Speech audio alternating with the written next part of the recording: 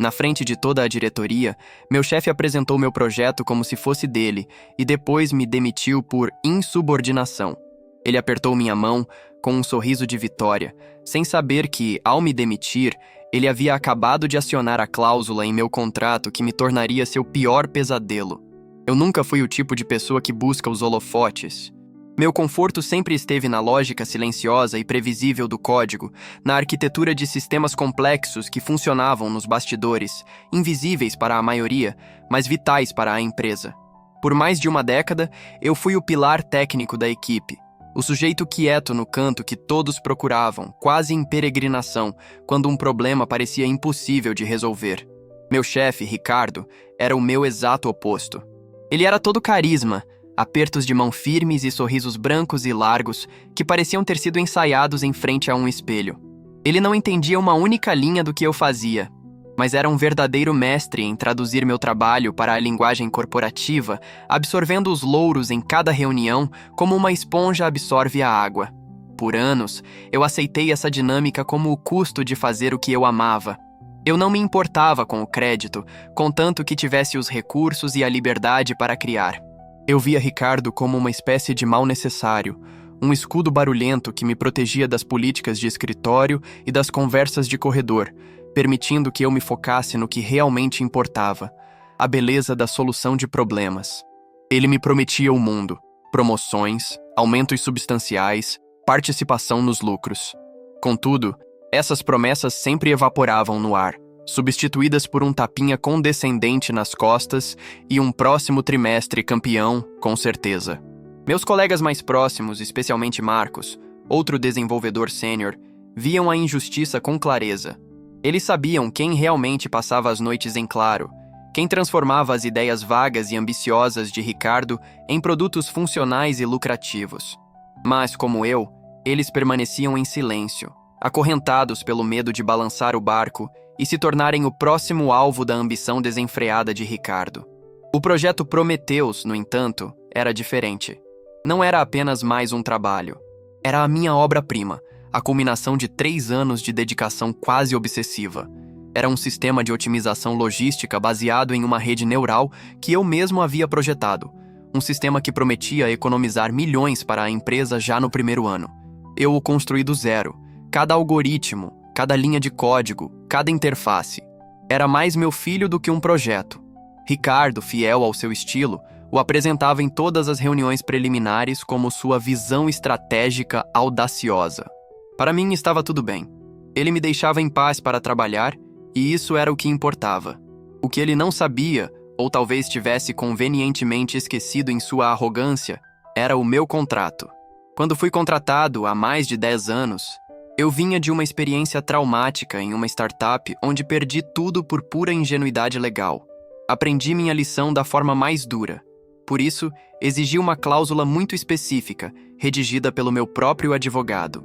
Era uma cláusula de propriedade intelectual que estipulava, em termos inequívocos, que em caso de demissão sem justa causa comprovada e documentada, todos os direitos sobre os projetos dos quais eu fosse o único ou principal desenvolvedor reverteriam integralmente para mim.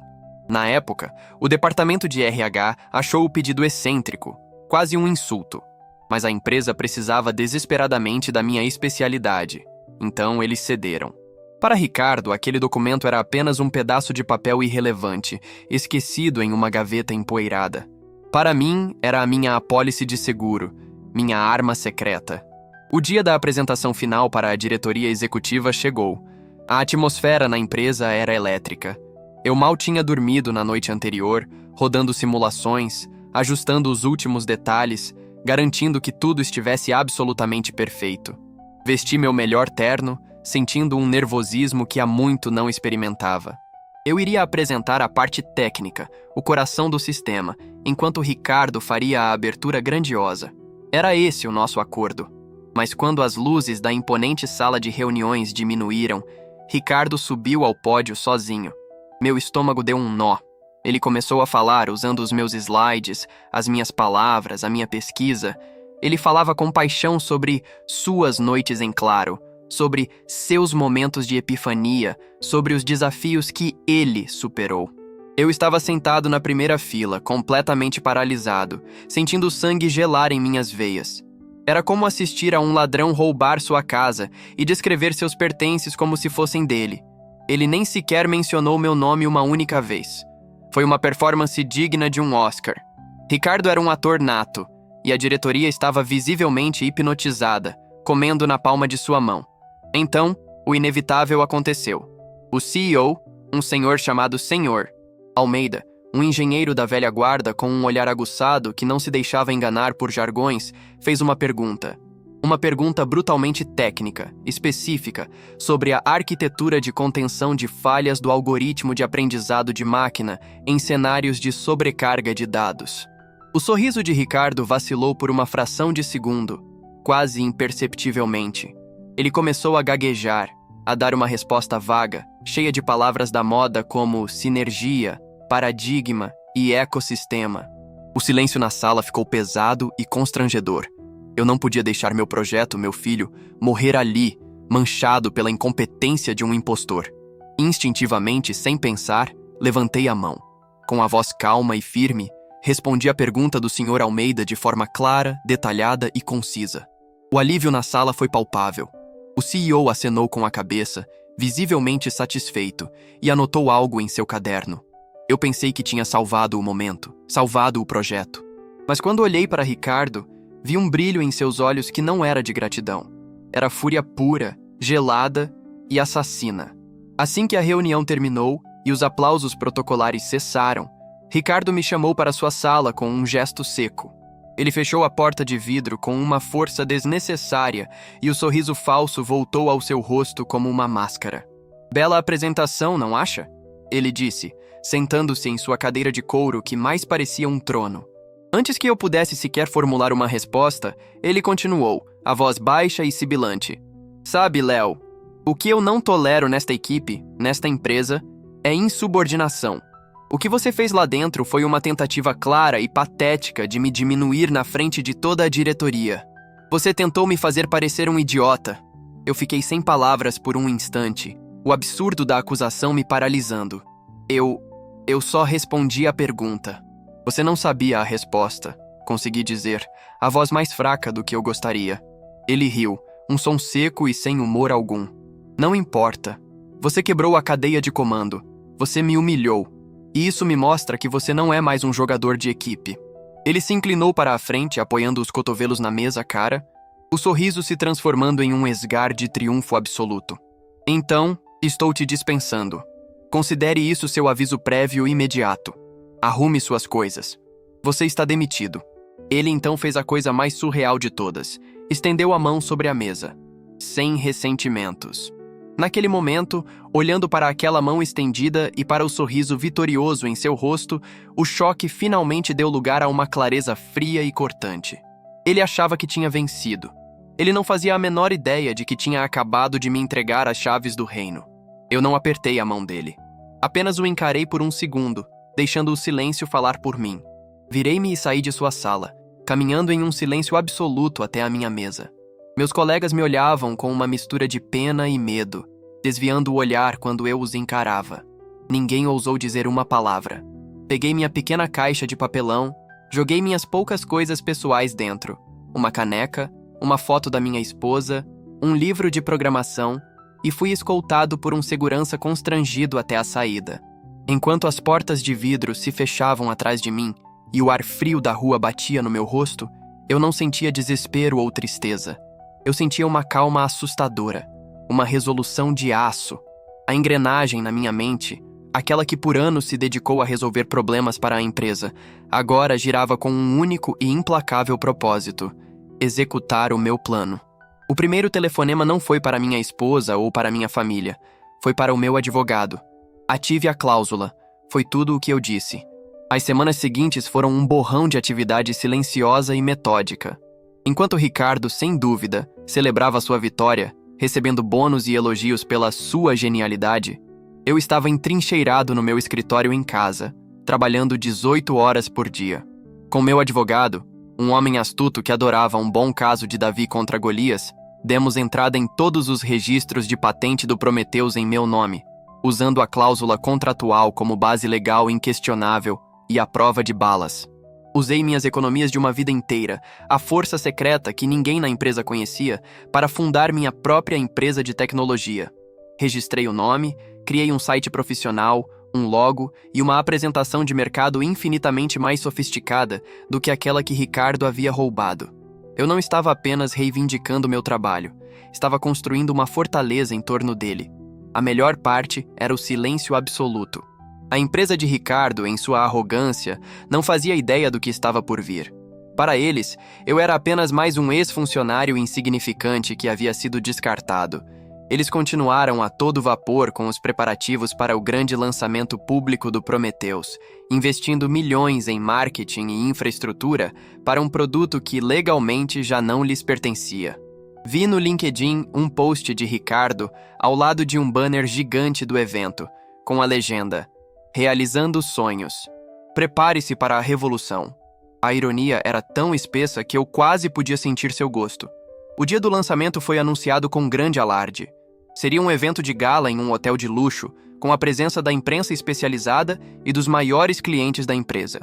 Ricardo seria o anfitrião, o gênio que iria, em suas palavras, mudar o paradigma da logística para sempre. Na manhã do evento, meu plano entrou em sua fase final, orquestrado com precisão militar.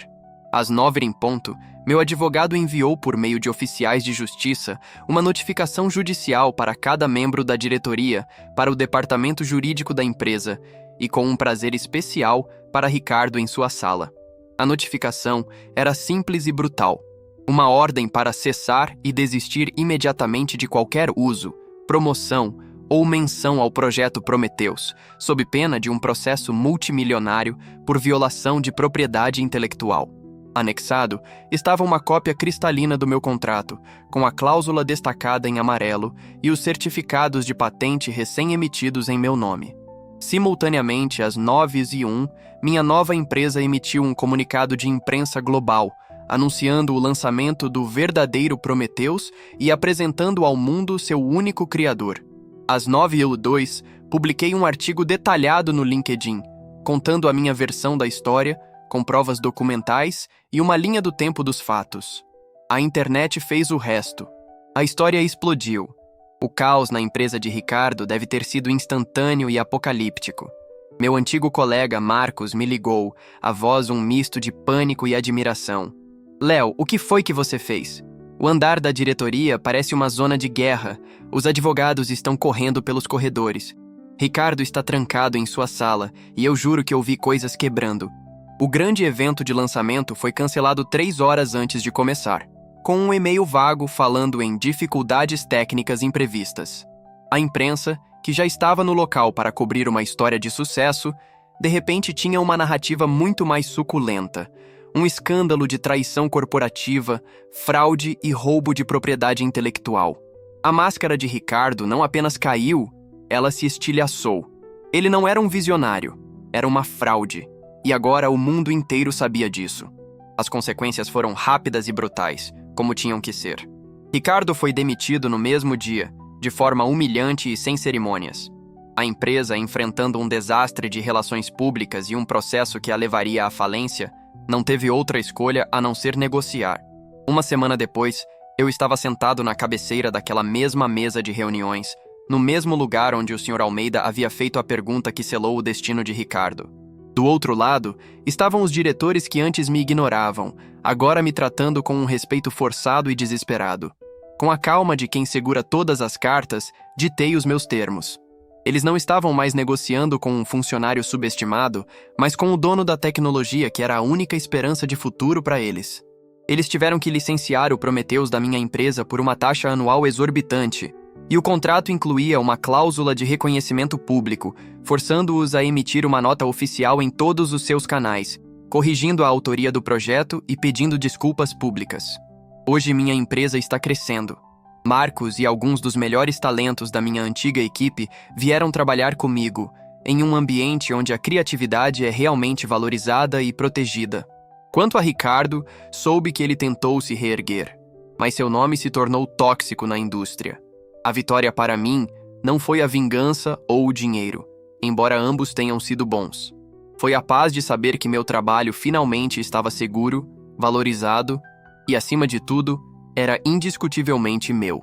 Foi a prova final de que, no fim das contas, a verdade bem documentada tem mais força do que qualquer sorriso carismático. Vocês já passaram por uma situação onde a paciência e um bom planejamento foram a sua maior arma? Contem nos comentários.